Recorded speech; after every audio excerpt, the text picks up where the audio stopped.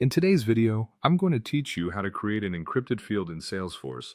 If you're looking to secure sensitive data within your Salesforce environment, creating an encrypted field is a straightforward and effective method. Let's dive into the process step by step. First things first, you'll need to log into your Salesforce account. Make sure you have the necessary permissions to create and manage fields, as this is essential for our task. Once you're in, look toward the top right corner of your screen and click on the gear icon, which represents your settings. This action will open up your setup menu. Now click on Advanced Setup, which will help you navigate to the settings you need. In the setup area, you'll see a quick find box. This is a super handy tool that allows you to locate specific options quickly. Type in Object Manager into this box. This will help you access all the objects within your Salesforce environment.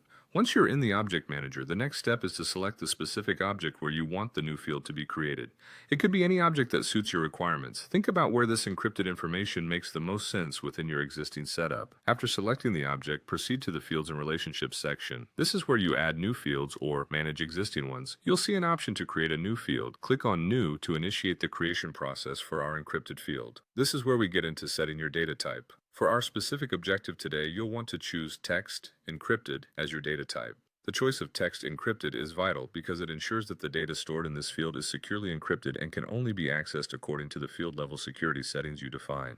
As you move forward, you'll enter the necessary field details. This includes giving your new field a label, determining its length, and any other specifics that are required for your particular use case. Be sure to fill these details accurately, as they will define the field's behavior in your system. Next, you'll need to set the field level security. This step determines who can see or modify the data in this field. Carefully decide which profiles and users need access and set the appropriate permissions. It's also a good idea to add the field to the page layouts that are relevant, ensuring visibility where it's needed. Finally, once you've reviewed all the configurations, click Save to create your encrypted field. And there you have it, a securely encrypted field set up in Salesforce.